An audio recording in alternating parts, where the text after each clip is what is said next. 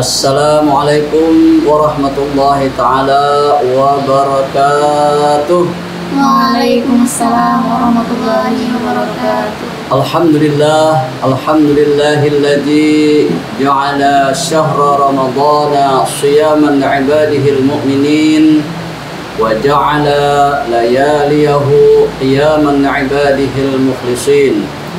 Allahumma salli ala Sayyidina Muhammad wa ala alihi wa sahbihi ajma'in. Kaum muslimin dan muslimat, wabil khusus santri Pondok Modern Asy-Syifa Balikpapan yang saya hormati, dan mudah-mudahan kita semuanya diberikan oleh Allah kesehatan dan berbagai macam nikmatnya. Amin ya rabbal alamin. Pada hari ini kita ngobras, yakni ngobrol bareng santri Asy-Syifa Balikpapan dengan tema yakni tentang mengisi waktu. Nah, bersama saya, teman ngobrol saya, teman bincang-bincang saya pada hari ini ada dua santriwati Pondok Modern Asy-Syifa Balikpapan, calon alumni tahun 2020 ini. Apa nama marhalahnya? Excellent, alhamdulillah. Ya, langsung saja. Mungkin dari Ukti, kalau biasa baca Quran, coba sebutkan ayat Al-Quran di mana Allah Subhanahu Wa Taala bersumpah dengan waktu. Wasubhi, wadduha, wan-nahar, wal-asr, wal-lail. Wal-laili. Wasubhi artinya Demi waktu pagi. demi waktu pagi. Kalau wal asri Demi waktu asar. demi waktu atau demi waktu asar. Oh ya Ustaz, tujuan Allah bersumpah dalam ayat-ayat tersebut, bersumpah menyebut waktu, itu maksudnya apa Ustaz? Ya, tentu kalau Allah bersumpah dengan waktu tentu ada maksud dan tujuannya. Imam Al-Qushairi berkata bahwa kalau Allah bersumpah dengan sesuatu itu ada dua hal. Pertama, kemanfaatannya, kemudian yang kedua adalah keutamaannya. Nah, oleh karena itu kita sebagai manusia, sebagai hamba Allah harus menganggap bahwa waktu itu penting dan harus kita pentingkan. Termasuk adalah waktu di sini waktu masa muda.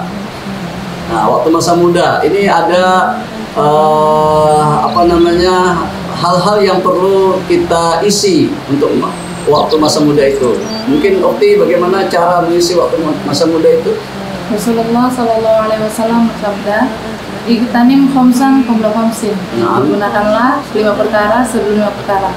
Salah satunya adalah syababaka qabla harumika, masa mudamu sebelum masa tuamu. Contoh-contoh menggunakan waktu muda kita adalah memperbanyak wawasan, pengetahuan, dan pengalaman yang bermanfaat untuk masyarakat sekitar dan untuk keluarga sendiri. Masya Allah, benar sekali. Harus kita manfaatkan waktu masa muda kita itu dengan hal-hal yang bermanfaat, baik untuk keluarga, misalnya membantu mereka, baik untuk masyarakat atau lingkungan dengan berbuat sesuatu. Seperti ya membantu orang tua bekerja, atau kalau pelajar atau mahasiswa masuk dalam himpunan mahasiswa Islam misalnya, atau kelompok-kelompok lain demi kemaslahatan dan demi kemanfaatan, demi mengisi waktu muda itu. Nah, sekarang mungkin Ukti juga ketika membaca Al-Quran mungkin ada tahu cerita tentang pemuda di dalam Al-Quran? Ada Ustaz. Ya, apa itu? Cerita Ashabul Kahfi. Ya. Di mana yaitu menceritakan para pemuda Naam. yang beriman di tengah-tengah masyarakat yang bergelimang dosa dan maksiat, Iya. serta penguasa yang zalim. Mereka pun menyuruh masyarakatnya untuk beriman kepada Allah, Masya meninggalkan Allah. kemaksiatan. Akan tetapi masyarakatnya ini tidak mau. Bahkan para pemuda ini pun diancam untuk dibunuh. Masya Allah. Lalu larilah para pemuda ini ke tempat yang jauh, dan mereka menemukan gua dan mereka bersembunyi di sana. Dan di situ pun Allah menghidupkan mereka selama 309 tahun. 309 tahun. Iya. Lalu di situ pun Allah menyelamatkan mereka dengan tidak ada seorang pun manusia yang bisa melihat mereka. Masya Allah. Nah, jadi itu para kaum muslimin dan muslimat, bahwa kalau kita berjuang membantu agama Allah, maka Allah akan membantu kita, sebagaimana cerita Ashabul Kahfi.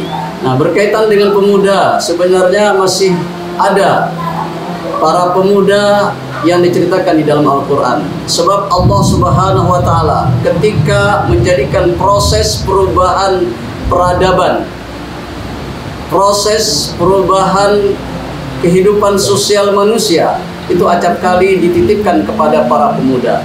Kita tahu Nabi Isa alaihissalam itu diutus oleh Allah SWT ketika berumur 30 tahun untuk memperbaiki keadaan umatnya.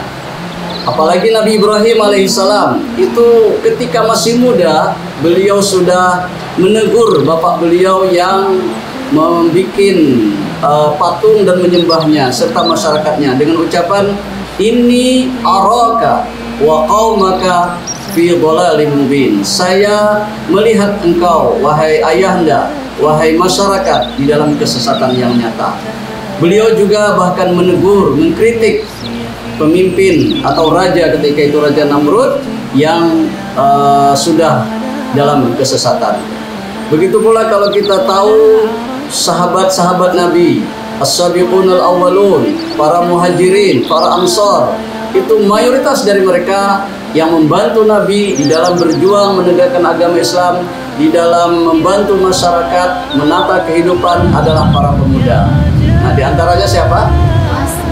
Mu'adz bin Jabal. Nah, itu diutus oleh Rasulullah ke Yaman, padahal umur beliau masih 18 tahun, seumuran kalian, seumuran teman-teman kalian. Siapa lagi? Ali bin Abi Thalib. Masya Allah, benar. Ali bin Abi Thalib itu masuk Islam ketika masih muda.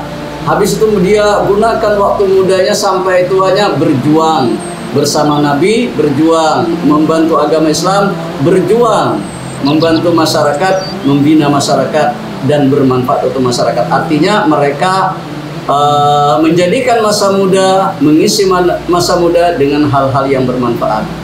Oleh karenanya, usikum wa iyaya nafsi bitaqwallah, saya mengajak kepada diri kami pribadi dan kepada semua kaum muslimin muslimat, khususnya santri, santriwati Pondok Modern Asy-Syifa Balikpapan, marilah kita isi masa muda kita dengan hal-hal yang bermanfaat, baik untuk kepentingan diri kita pribadi maupun kepentingan masyarakat maupun kepentingan agama.